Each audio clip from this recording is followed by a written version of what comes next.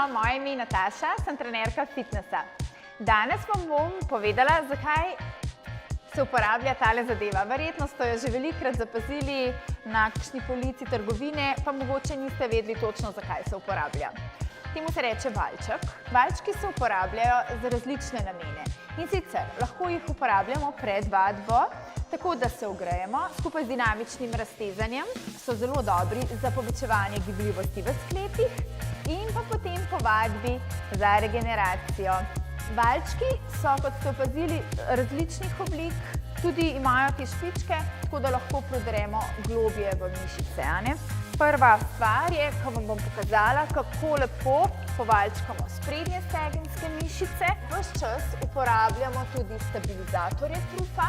Zdaj iščemo, kaj iščemo? Iščemo boleče točke, trigger points. Stopnja bolečine, ki jo nekako iščemo, je 5 do 10.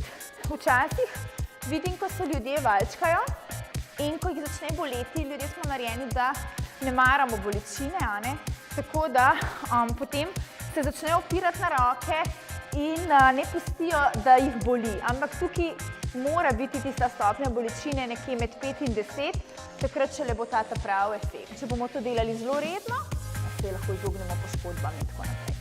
Ok, naslednja vaja, ki jo bom pokazala, ta valjček je zelo močen oziroma malo trši in kar precej boli, je za spodnje mišice, zadnje mišice, meča, se dvignemo, spet naše telo kar močno, in greš lepo po mišici, povaljamo tam najmanj 30 sekund oziroma 10-krat čez celotno mišico.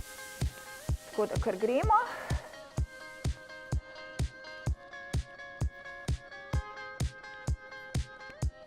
Sama čutim kar precej bolečine tukaj.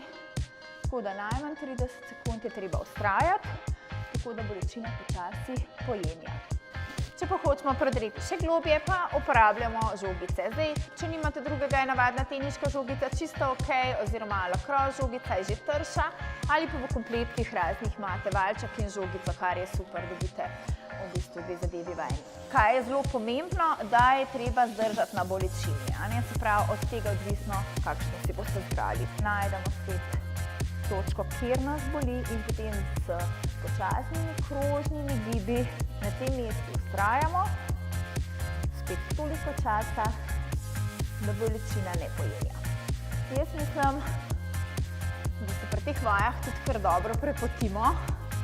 Jaz res priporočam, da valjčke uporabljate, s tem se boste izognili ogromno enim težavam, ker bojo nekatere bolečine enostavno ponehale. Tako da, urno na delo pa valjčkati.